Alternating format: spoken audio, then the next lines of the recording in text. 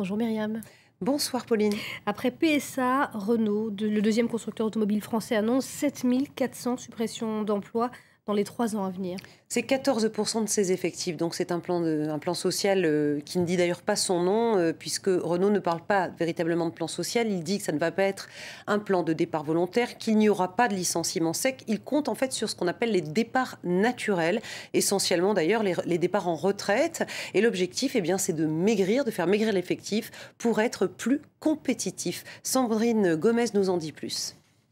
Des usines qui tournent à plein régime, un temps révolu chez Renault. Avec la baisse massive des ventes en Europe, la plupart des sites fonctionnent aujourd'hui avec la moitié de leur capacité. Alors pour être plus rentable et économiser 400 millions d'euros de coûts fixes, le constructeur dit vouloir réduire sa masse salariale.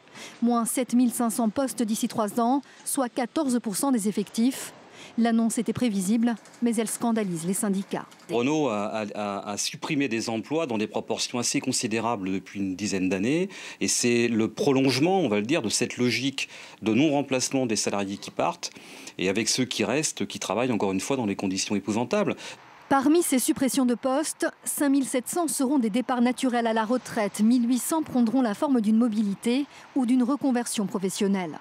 Depuis l'automne, la direction négocie des accords avec les syndicats, avec un seul mot d'ordre, plus de compétitivité. Ce que nous voulons, c'est établir un accord gagnant-gagnant dans lequel l'entreprise renforce sa compétitivité, en renforçant sa compétitivité, est capable d'attirer plus de travail au sein, notamment, des opérations françaises. La direction l'assure dans son communiqué. En cas d'accord avec les syndicats, un tel redéploiement des effectifs ne nécessiterait ni fermeture de site, ni plan de départ volontaire.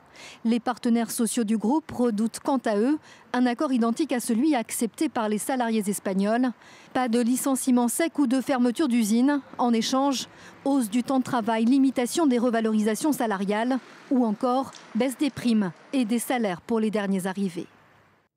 En Grande-Bretagne, c'est un mythe qui vacille. HMV a été placé en redressement judiciaire. HMV, c'est donc le disquaire historique au Royaume-Uni, fondé en 1921, ça fait donc 92 ans si on compte, et il traverse les mêmes péripéties, si j'ose dire, que Virgin Megastore en France, c'est-à-dire la dématérialisation des biens culturels et la concurrence d'Internet. Il faut savoir que 73% des musiques et des films téléchargés le sont via la toile, et pour ce qui est de HMV, eh bien, ça fait plus de 4000 emplois qui sont menacés. On verra qu'est-ce qu'il y a, redressement judiciaire, rachat, etc. Mais il y a plus de 4000 emplois à la clé. Et de ce côté-ci du channel, Game France a donné des précisions sur ses éventuels repreneurs. Voilà, on sait qu'il y a 2 offres partielles qui ont été déposées par Micromania et par Gamecash, et que ces offres donc partielles ne vont pas permettre de sauver l'ensemble des emplois, loin s'en faut. Aujourd'hui, Game France parlait de 30% à peu près d'emplois sauvés seulement. 750 personnes travaillent dans ce groupe, que ce soit en CDI ou en CDD, et on sera fixé le 25 janvier prochain, puisque c'est le tribunal de commerce de Bobigny qui dira si ces projets de reprise partielle sont retenus. Et puis en Afrique du Sud, le géant du platine Amplats annonce la suppression de 14 000 emplois. Alors officiellement, ça n'a rien à voir avec les très violentes grèves et manifestations qu'on a vues l'année dernière. Le numéro 2 mondial du platine, évoque le cours en fait de la matière première pour expliquer ces licenciements. L'an dernier, rappelez-vous, ce groupe, comme les autres d'ailleurs, comme d'autres, avait dû donner des augmentations et des primes, suite donc à un conflit extrêmement violent, parti de la mine de Marikana, qui appartient à Lonmin, qui est le concurrent. Et ces conflits très violents donc avaient fait plus de 50 morts.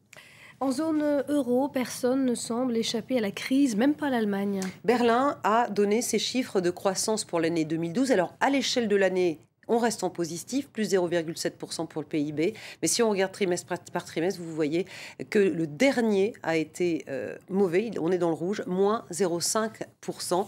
En revanche, l'économie allemande est suffisamment solide pour qu'en 2013 et 2014, eh bien, on évite la récession. On garde une croissance faible, certes, pour 2013, mais croissance tout de même. Alors, quelle clôture ce soir en Europe ? Alors, une clôture plutôt attentiste, en fait, puisqu'il y a de nouveau des résultats à Wall Street toute cette semaine. Londres a reculé de a pris 0,15%. Paris a reculé de 0,29%. Francfort a perdu 0,69%. À Wall Street, c'est de petits mouvements. Dow Jones plus 0,20%. Nasdaq qui recule de 0,22%. S&P 500 plus 0,11%.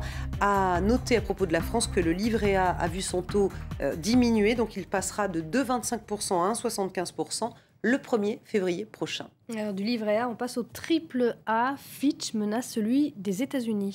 Voilà, si le débat sur le plafond de la dette s'embourbe comme ça a été le cas l'année dernière, alors effectivement, Fitch pourrait dégrader la note souveraine américaine. Cette dette, elle est fixée par la loi aux États-Unis. Ce plafond, il est à 16 400 milliards de dollars et pourtant, ce plafond est atteint et le calendrier fait que entre fin février et début mars, ce débat doit être tranché. Et Facebook qui fait pchit, le réseau mondial tenait une conférence de presse à suspense ce soir à Palo Alto. Oui, tout le monde se demandait ce que Mark Zuckerberg, le fondateur, allait annoncer. Eh bien, il a annoncé le lancement d'un moteur de recherche sur les seuls contenus de Facebook pour montrer bien sûr aux investisseurs que Facebook est une base de données extraordinaire et qu'elle est monétisable en bourse. Mais les investisseurs ne sont pas convaincus car depuis cette annonce, le titre était à la baisse et il a terminé à la baisse ce soir à Wall Street. Merci beaucoup Myriam. C'était le journal de l'économie.